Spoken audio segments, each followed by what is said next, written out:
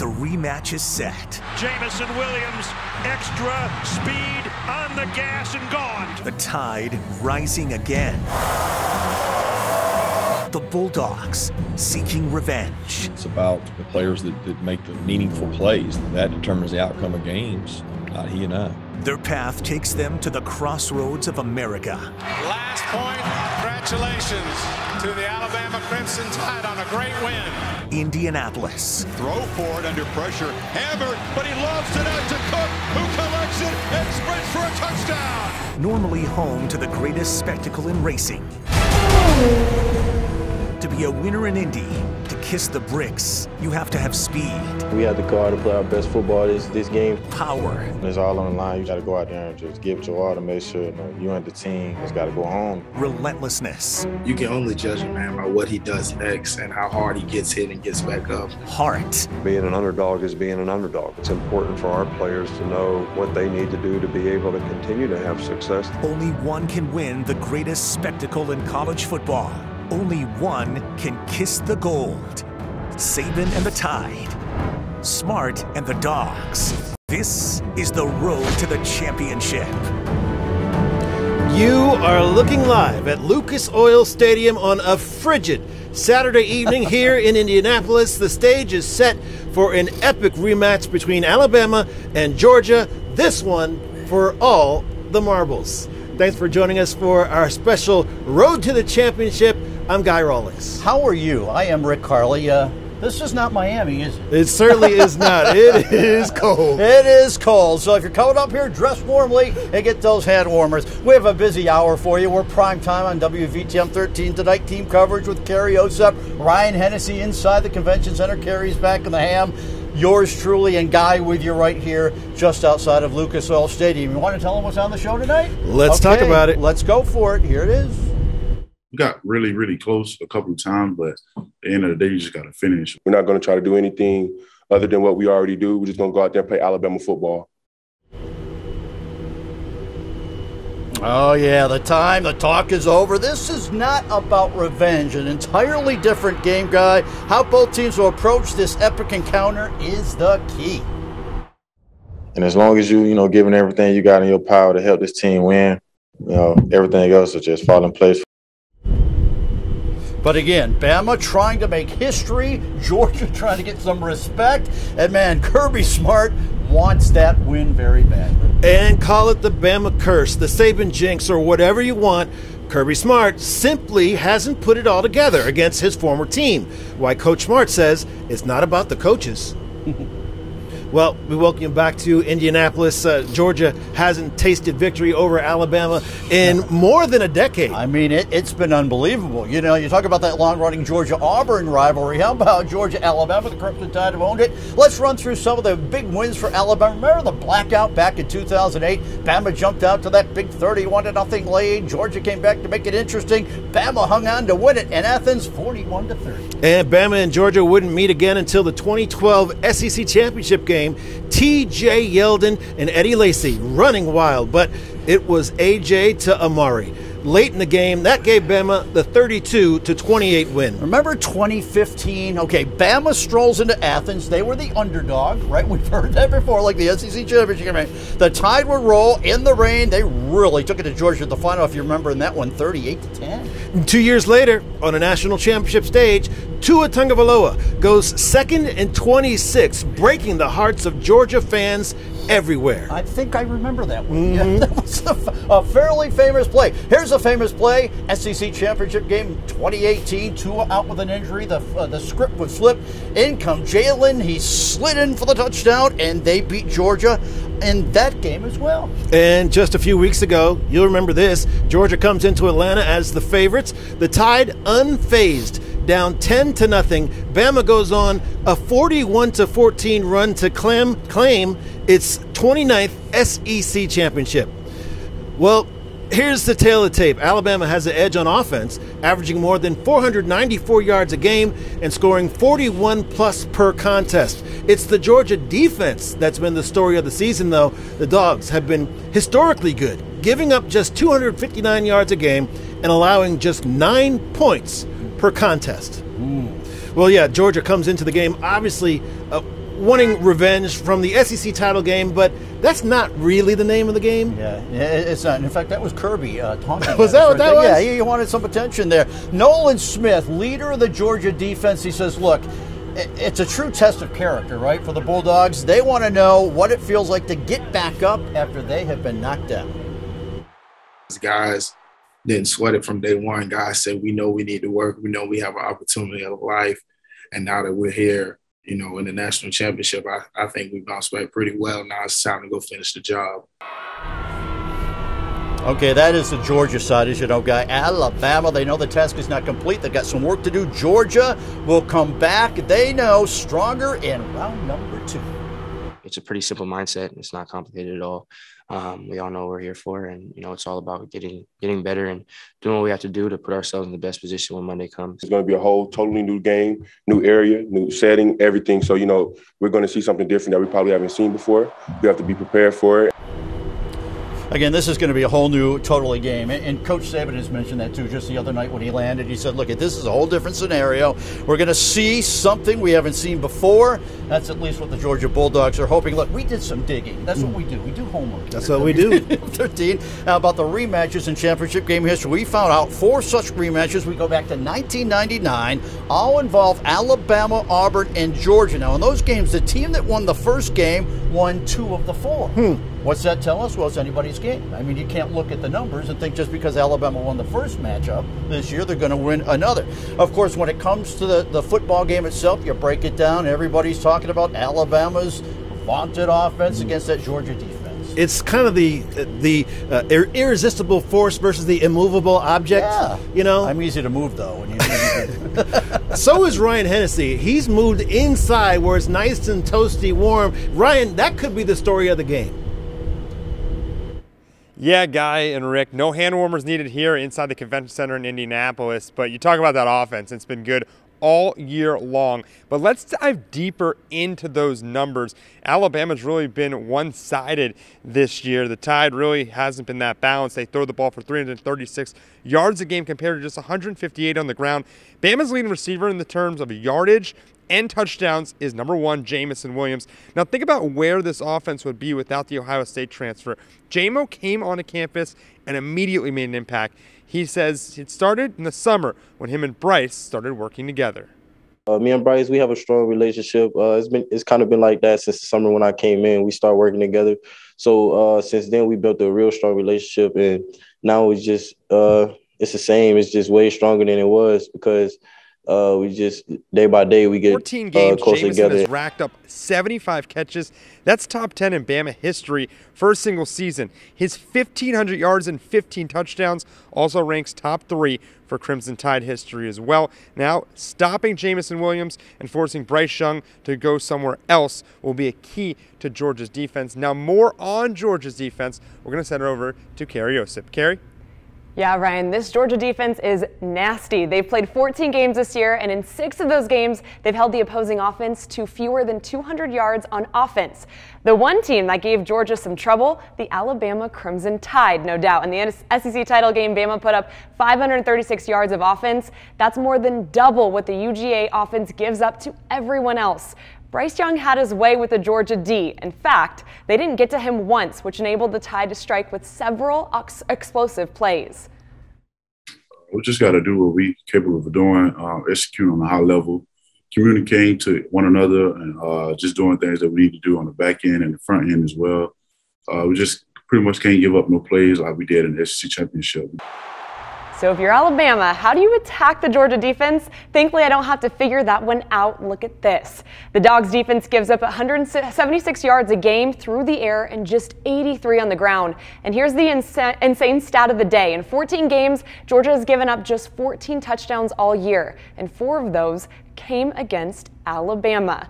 Yeah, we got a lot to look forward to on that Monday game, and of course, we are going to send it back over to our guys, Rick and Guy in Indianapolis. You know, 14 touchdowns allowed in 14 games. That's a pretty stout defense. By the way, Alabama 2nd in the nation against the run, Georgia 4th. So Bama's not too bad either. Well, Indianapolis, we love it. It reminds us a lot of Birmingham, hardworking folks, nice people from the Midwest. and they're really pumped about having this big event here. Super friendly folks here, really getting that Hoosier hospitality here, and officials really want to make sure that Alabama and Georgia fans enjoy their entire stay.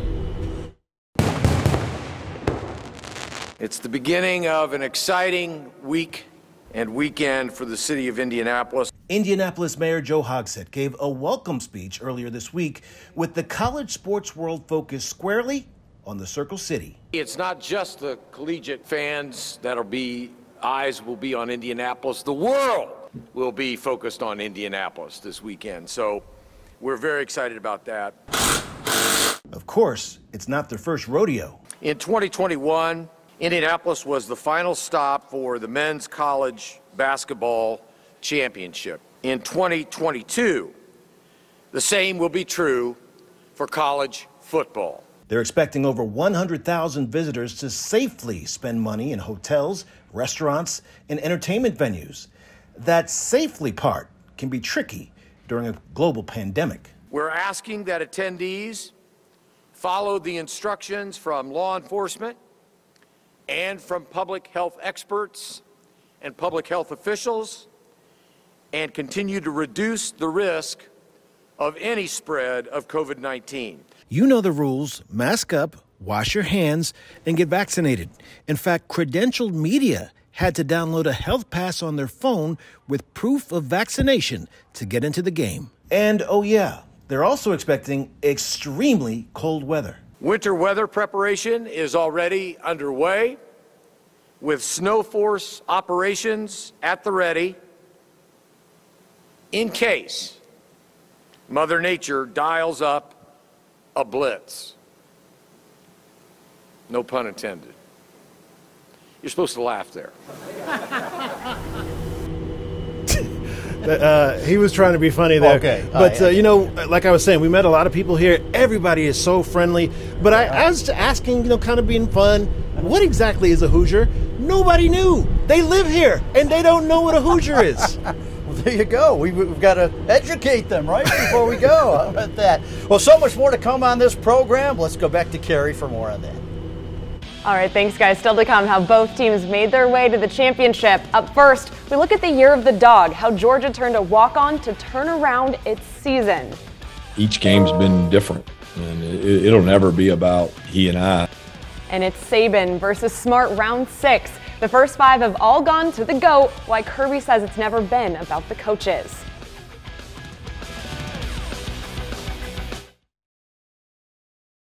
You miss it. Now, Georgia's had a really wild regular season, including the quarterback position, a 5-star recruit being replaced by a walk-on.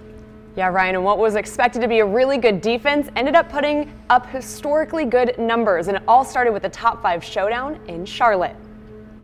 Georgia opened the 2020 season with what was expected to be a primetime showdown against Clemson. While the offense sputtered out of the gates, the Dogs used a stingy defense to tame the Tigers.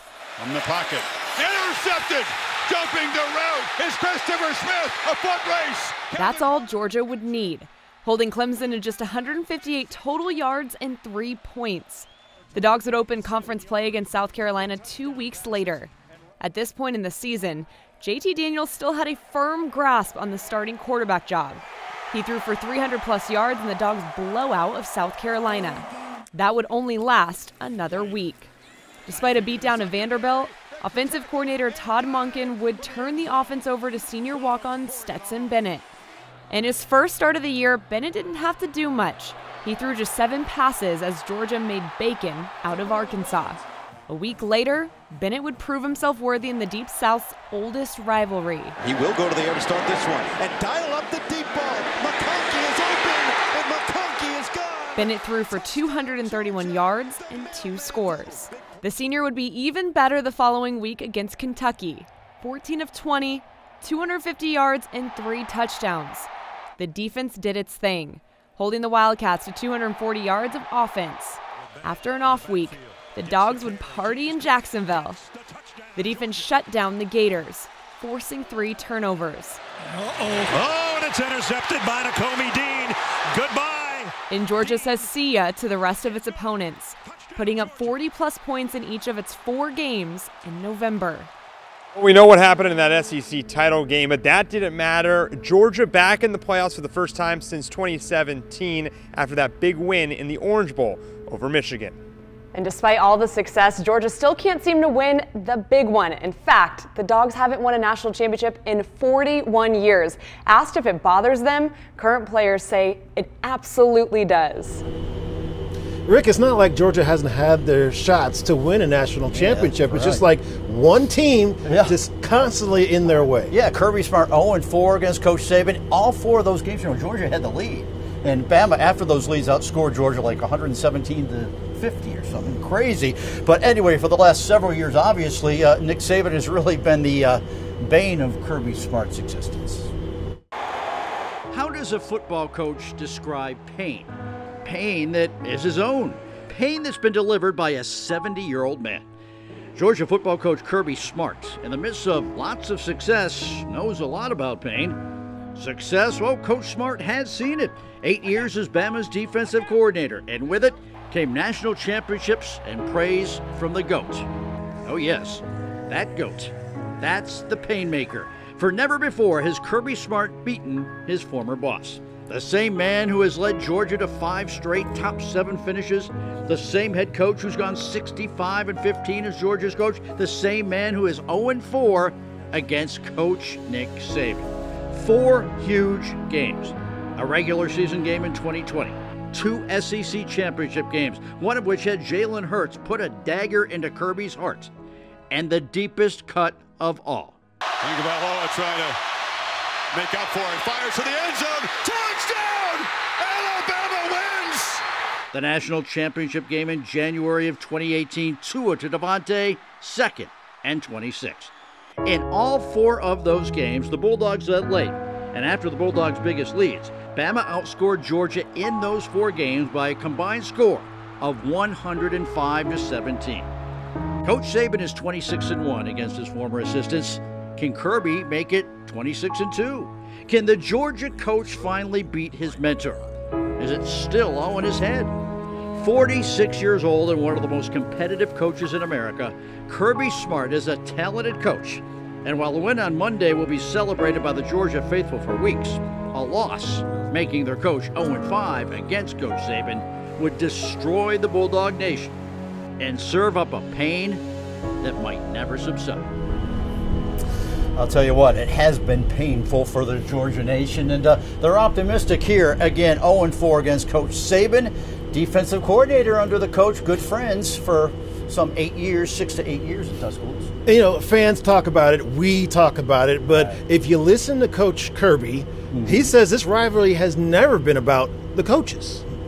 And it'll never be about he and I. I know he won't make it that, and I won't make it that, because that's for you guys to do that. It's about the players. It's about those guys making plays and putting them in a position to be successful. Again, it isn't about the coaches, but it is about the coaches. Yeah. You know what I'm saying? Look, Alabama's dominated the total series. They've won 42 of 67. Crimson Tide currently enjoying that 7-game win streak, as you mentioned, Guy, a minute ago. Dates back to that ill-timed blackout game at Sanford Stadium in 2008. Most Bama Crimson Tide fans remember that one well. Georgia hasn't beat the Crimson Tide since 2007, when a guy named Matthew Stafford was the quarterback. How about that? I remember that guy. Yeah, remember that guy? He did pretty well. Yeah. So that's how it goes, and we have more coming up. I haven't seen Coach Saban style like that. And it's not all business for the players. Jordan Battle gives his take on Coach Saban's leather jacket, and wait until you hear about the prank Will Anderson played on his sisters. As we go to break, we're highlighting some of the Tide's dominance in the national championship games. Let's take you to January 7th, 2010. The Tide comes up smelling like roses after rolling Texas. Handoff, Richardson bolts up the middle for the end zone. This could be a touchdown. Put it on the board for Bama. Here's Gilbert, that inside shuttle pass. Incomplete, or is it a fumble?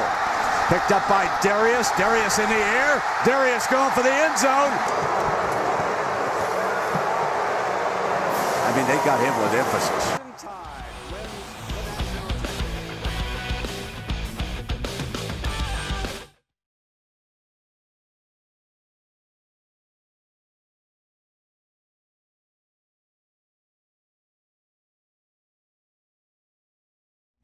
Welcome back. Watching these football players week in and week out, it's easy to forget these are normal guys. And they like to have a good time too. Will Anderson is having a historic season for Alabama.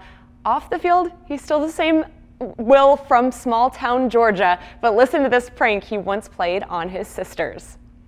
And I just put icing on them because they was already in cupcake form. I put icing on them and I put some sprinkles on them. And I had told my sister, I said, you know, the cupcake's done. Y'all go down there and get y'all some if y'all want to. So all my sisters rushed down the stairs. They rushed down the stairs. And I swear all of them bit into bit into the cornbread. And they spit it out immediately. We love a fun guy. Well, you now may have seen Alabama's arrival in Indy last night. They walked off the plane in frigid temperatures. Social media decided to poke a little fun at Coach Saban's jacket, but junior safety Jordan Battle is defending his coach's wardrobe. I haven't seen Coach Saban style like that, to see that he has a little swag, it kind of brings joy to my heart. And if you've been following along all season, you know this is nothing new for Will or Jordan. You might remember Jordan was the one who infamously told everyone what kind of jokes Coach Saban likes to make at practice.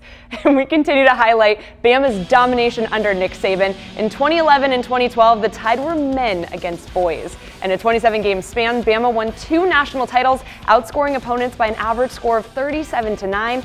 It just did not matter who the Tide played. That team was on a mission. That could be a fumble.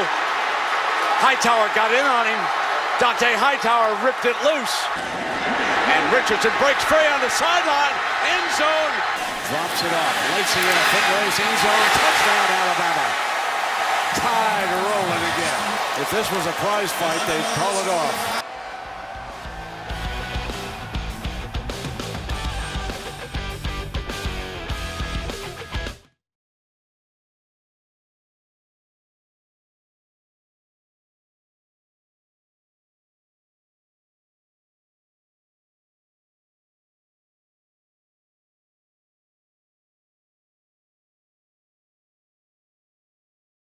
We are live in Indianapolis, a beautiful city, and the site of the 2022 National Championship game. Welcome back to our road to the championship. I'm Guy Rawlings. I am Rick Carley. Glad you're with us. We've got another half hour to go before we hit the top of the hour. Be honest, you went out and bought that crimson jacket just for this trip. I did not. I know him. I did not buy this for this trip. I've had this coat for quite some time. Okay. It is appropriate, though, isn't it? It is appropriate. Yeah, there you go. We have another half hour of good stuff. Rick and Guy, and of course, Kerry Osep, Ryan Hennessy with you as well as we continue to tackle the big game. But before we get to Ryan and Kerry, we want to show you exactly how Alabama made its way to Indy. It's been a long and winding road, but Bama's locked and loaded and ready to go. Here's the Tide's road to the title. 5-man rush, Young, first down. Latu, who didn't have a catch for his career, has 2 touchdowns. I thought Bryce played really well for his first start. Popcorn ready from the pocket. Fires to the end zone. Fumble. Ball is loose. Scooped up by Alabama. It looks like we didn't plug the microwave in, buddy. We're going to be in these air In golf? Aggie upset win. And it's good. I know we all have to be on the same page and realize that this is the most important thing right now.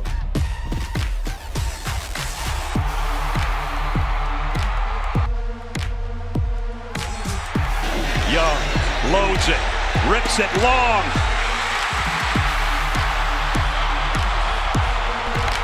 Touchdown. In motion. The throw goes the other way. Messi's in. Alabama wins in 4 overtimes. Is this the moment why you'd come to Alabama, game winner in the Iron Bowl? 100%. 100%. For competition like this and to battle with guys like that. Bennett throws, it's intercepted. Picked off, and this might be a touchdown. Battle is in.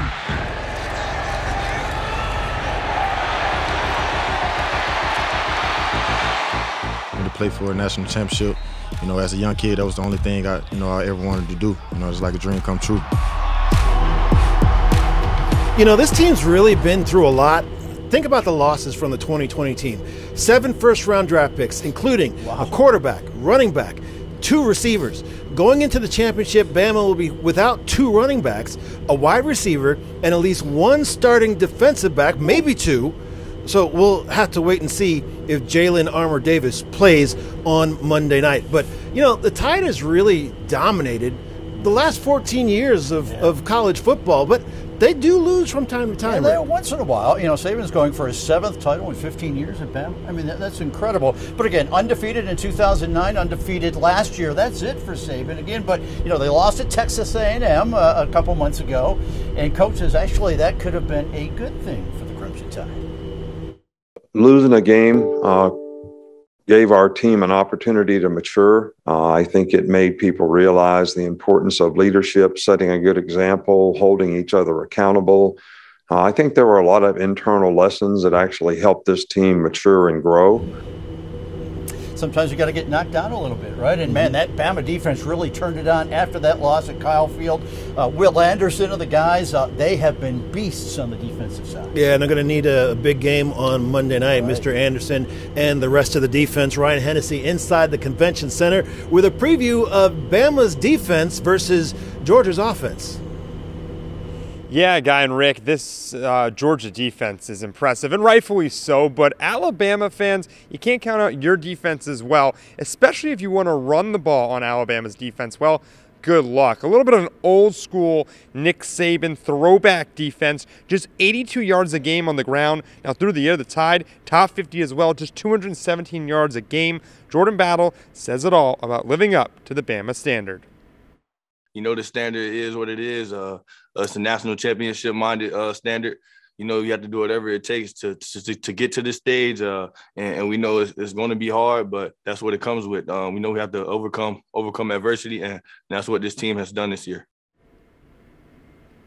Now, many would consider the SEC title game against Georgia one of Bama's best defensive performances, but look at the numbers. Stetson Bennett threw for 340 yards. The difference, though, Bama held UGA to just 109 yards on the ground. Now, on the flip side of that, Georgia knows it has to do a much better job of finishing drives and not turning the ball over. One thing to watch for will be if Georgia can get the run game going. The Tide held the Dogs' top 2 rushers below their average in the game in Atlanta. I mean, we just got to stay physical like we've been doing all year and kind of play. We just want to do something and be special that nobody can take away from us. Yeah, you know, you look at the Bama single caller, the Georgia single caller, and it's really been impressive to see. Yeah, he's got a flip phone. Yeah, no one's really buying the hype carry, but pretty good and brought them to a national title. Hey, I'm about that flip phone, Ryan, but it's now or never for the senior walk-on. The son of 2 Georgia graduates, Bennett started in Athens, then transferred to a junior college. After a year, he came back, starting 5 games for Georgia in 2020. This year, he was the backup, but he became Georgia's starter just a few weeks into the season. And over the last 2 years, he's played in 21 games. In the 19 not against Alabama, Bennett completed 63% of his passes, throwing 30 touchdowns and 8 interceptions. And in the 2 games against Bama, Bennett's completion percentage drops 10%, completing about half of his passes against the Tide. And something to note, he's thrown 5 picks in those 2 games.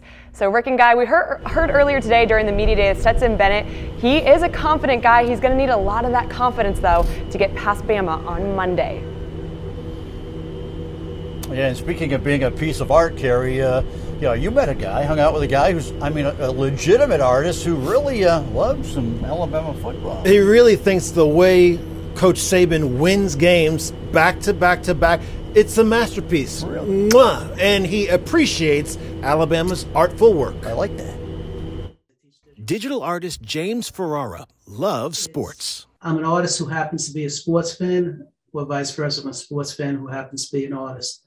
So I illustrate what I have a passion for. He grew up in the New York area, so he's a big Yankees fan, but he also loves the Green Bay Packers. How'd that happen? Well, as a kid, my father said to my brothers and I, if you're going to like a team, you're going to like the best, and that's Lombardi's Packers. The Packers were dominant, and so was the Crimson Tide. And the connection between the two was that, Bart Starr was drafted by Green Bay out of Alabama. So I've been a fan of both teams since the 60s. And since then, the traditionally trained artist has been capturing championship moments with his digital art. Sport and events brings people together. And I feel in my artwork, if I can get that, bring back a special moment in time to a person as it does to me, that's what drives my work. One of his favorite champions, Nick Saban. I love Nick Saban. Coach Saban he reminds me of Bear Bryant. He reminds me of Vince Lombardi. I wanted to create something that showed him in a presidential. It's weird to say that, but I studied actually the presidential illustrations, right from George Washington. I looked at everyone to date, all the illustrations of the presidents, and I wanted to achieve that look. And capturing championship moments like the one play that crushed Georgia's national title dreams in 2018. When someone sees that, like that piece you just mentioned, second and 26, they're going to be brought back to that moment where they were when they saw Tua throw that touchdown pass. And it's a connection.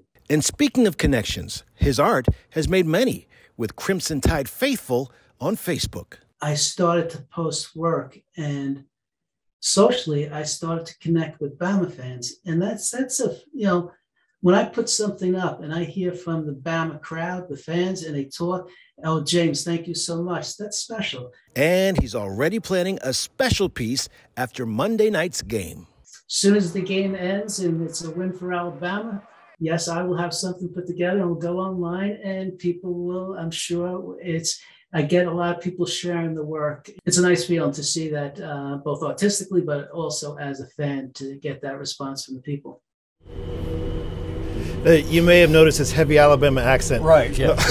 Just kidding. But his work is beautiful, it's meaningful, and it really does take you to a special moment.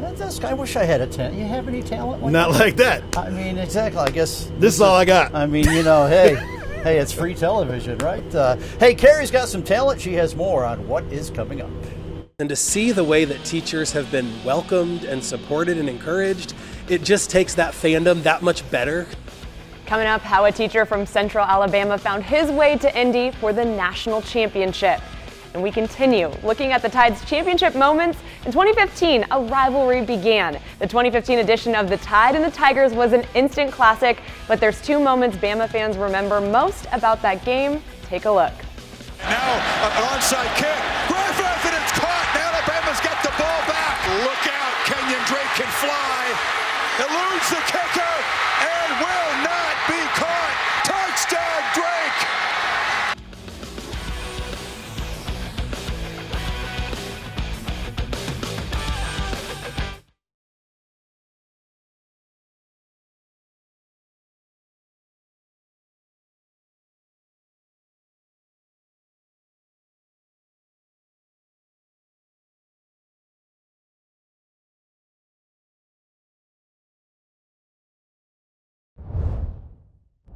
Constant excellence. Bama bludgeons the Buckeyes, and Saban steps past Paul Bryant with his 7th national championship. Man, welcome back, by the way. Coach Saban looking to be the first coach in the playoff era to go back-to-back. Yeah, if they can get it done, Coach Nick Saban will be atop the college football mountain all by himself, specifically in Alabama. Now, Saban and Coach Paul Bryant each have 6 national titles. No team has repeated as champs since Bama did it in 2011, 2012. How good were those teams? Over a 27-game stretch, the Tide outscored opponents 995 to 259. So I think you could say there's really no question about it. Nick Saban is got to be the greatest college football coach in history. He's the GOAT. I mean, he's the Tom Brady of coaches, right? The Bill Belichick of college coaches. Hey, if he gets number 8 overall, Coach Saban is going to be in some serious rarefied air. Sometimes we are so deep in the moment that we miss stepping back and taking in the big picture. And if you can take a deep breath, take a moment to stand back and see what we are witnessing, it truly is a sight to behold. Coach Nick Saban is the GOAT of college football coaches. A win over the Bulldogs will leave college coaches everywhere playing catch-up for years. The greatest of all time is right before our eyes, and he will leave a winning legacy alongside some of the greatest coaches in history. New England Patriots coach Bill Belichick, 17 division championships, 9 Super Bowl appearances, 6 Super Bowl victories. The late John Wooden, 10 national championships, leading the UCLA Bruins, 7 titles in a row. The late Red Auerbach of the Celtics, 9 NBA championships in 10 years in the 60s. And Coach Paul Bryant, 6 national championships in football at Alabama. The GOAT? He's in his 9th championship game in 15 years as Bama's football coach. He's gunning for his 7th championship in 15 years at Bama. That's an average of a national championship every other year.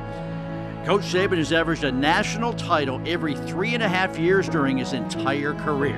And the most frightening thing for opposing coaches, at the age of 70, Coach Nick Saban says he has no plans on retiring. That's a hard pill to swallow if you lead a college football team. A hard pill to swallow for years to come. Yes, sometimes we are so deep in the moment that we miss stepping back and taking in the big picture. If you haven't stepped back, perhaps it's time. Time to remind yourself what a sight it is to behold. So if he gets this title, this championship, number 8, I mean, that pretty much serves him well. Of course, again, a couple of years ago, perhaps you would put Coach Bryant next to him, but no more. By the way, 15th year wrapped up after this game. 15 years prior to the arrival of Crimson Tide, 119 and 65, a national title, 2 SEC titles. Look at Saban's tenure. Unbelievable, 6 national championships and 8 SEC titles. It's incredible. It's kind of hard to wrap your head around that. Yeah, it really is. Hey, a guy who's been around since 1962, we love this guy. Eddie Conyers, his wife Peggy, Tuscaloosa natives. He has been the practice official, the guy that goes out and referees, officiates the practices at 93 years young. Conyers is still going strong. During the season, you can find him out at the football complex. Alabama and Auburn both. You think about Tennessee has one good team. Mississippi has maybe 1, 2, but Alabama has 2 very good football teams about every year, and it means a lot to a lot of people. Hey, by the way, in just a few months, the Alabama Sports Hall of Fame will honor Eddie Conyers with the Frank Pig House Award. It's given to someone for their service to sports in the state. The 2022 induction banquet is set for May. That's unbelievable. He and Peggy have been married 72 years. Wow. I said, what's the key in your long marriage? Eddie says, we go out to dinner twice a week. He says, I go out on Tuesdays. Peggy goes out on Thursdays. Great line. One of the funniest guys around, Eddie Conyers. Love the guy. Well, there's so much going on surrounding this big game. As part of the festivities, the CFP Foundation brought in some special guests here to Indianapolis, including one from Central Alabama.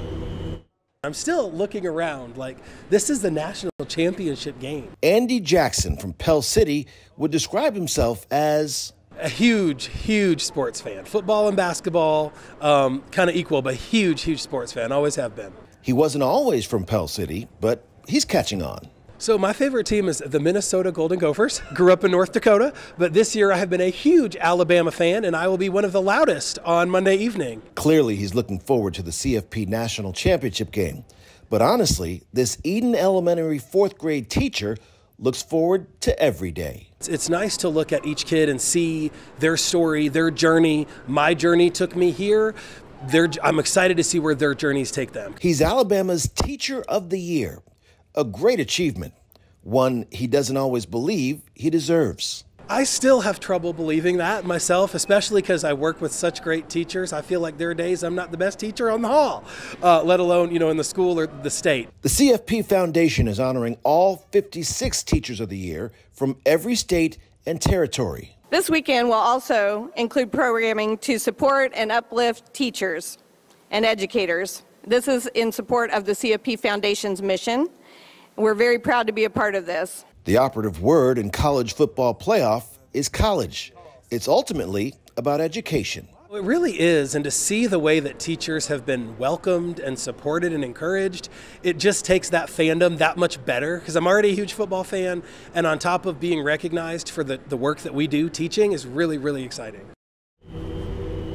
Great guy. He brought one of his kids with him. Okay. He's got 8 children plus 2 fosters. So God bless Andy. Yeah, 10 is enough. Right? How about that? You know, Adrian Castellano's wife is a teacher, and we appreciate teachers so much. And speaking of Castellano, why don't they send the weather guys up into this cold weather? Good question. They can get the forecast firsthand. Adrian's back in studio. He's got more on the weather. Adrian? You know, I'm not sure if y'all were aware of this, but Birmingham today made it up to around 60 degrees. It was sunny. It was absolutely beautiful. Right now in Indianapolis, raining, 36 degrees, kind of just a miserable day.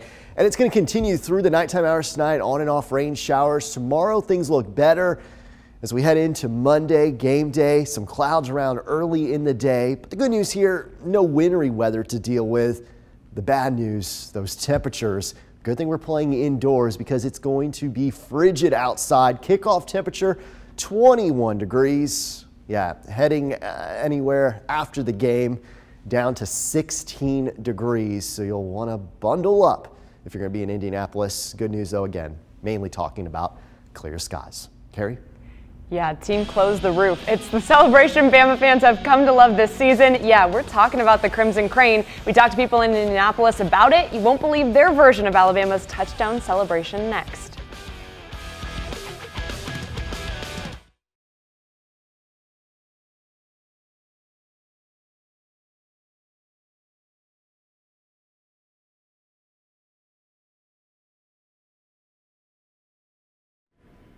Welcome back to Indianapolis. Now, this is a celebration that's going around the college football world. Every time an Alabama player scores a touchdown, they strike a Crimson Crane. I messed that up on my package I'm about to throw you as well. Crimson Crane. And take a look at what fans think about the Crimson Crane. Take a look. What do you think about the Karate Kid? Can I see it? You see this, right? It's kind of hard to do the Karate Kid. Okay, the best dressed guy here. I got a question. What do you think about the Karate Kid when they score the Crimson Karate Kid move? And can I see it? Oh, they awesome, man. I'm not that good at it because I ain't got that balance like that. You're pretty balanced. That's pretty good. Roll Tide. There we go. He's a natural. It's SEC no matter what, so we'll do it. All right, let's do it together. Ready? All right. That's pretty good. That's pretty good. I think it's pretty cool. Can I'm a Karate Kid fan. You're a Karate Kid fan? Oh, yeah. Can I see you do the Karate Kid? Oh, yeah. There's this new thing that people are doing. The players, when they score, they do the Karate Kid. Oh, yeah. Can I see your Karate Kid? That's the best one I've seen so far. Great job. I'm older. Can I see your Karate Kid? Oh, I'm unbalanced right now. Look at it. Everyone's getting in on it. I'm not an Alabama fan, but I'm going to go this. I'm going to do it to Georgia, and that's what they're going to do to Alabama. I'll take it. Yeah, let's go. Georgia, Michigan, nice job. So now I'm in the Georgia bandwagon. Shout out to Athens, everybody down there. Let's bring this thing home. Let's go. See, and I'm learning too. I was calling it the Karate Kid. Turns out it's the Crimson Crane. It's really going a movement that's gaining traction, especially on Twitter. One alum posted it calling for all Bama fans to have the Karate G emoji to their username. Star receiver Jameson Williams started the celebration early in the year against Southern Miss last week. Current and former players all at the university, even the athletic director, all joined in on the emoji party. I've been scrolling all on Twitter, and that's all I've been seeing. And I think I seen something like Gumpster or something like that. I don't know like the backstory of anything about it, but that's all I've been seeing on my TV. I think it's really cool. The Crimson Crane, not just limited to football, the men's and women's basketball teams, they've struck the pose as well, as track and field athletes are even doing it, especially Big Al as well. So Rick, Guy, Carrie, I finally got it right, the Crimson Crane, not the Karate Kid, but they need to strike that pose for a win. I'm going to go to Guy first on this. What are your keys to the game for Alabama to get the W? I just think Bryce has got a Bryce. Bryce has got a Bryce. I'm a huge that. Bryce Young fan, right. and they call him the gingerbread man because you can't catch him. Yep. The kid is unflappable. I love his attitude, and he's just got to remind us why he won the Heisman Trophy. Yeah, if it comes down to quarterback play, you like Bama's quarterback better than Georgia's quarterback. My key to the game, I'm going with Jameson Williams on the receiving end of Bryce Williams. Look, John Mechie is out. Jameson returns punts. He returns kicks. He could be doubled. They could have a additional safety on him, a spy, somebody over over the top. Jamison Williams, 5th in the nation, 1,500 receiving yards, 75 catches, 15 touchdowns. He needs the game of his life against a very good Georgia defense. All right, Mr. Karate Kid, Ryan Hennessy, what's your key to the game?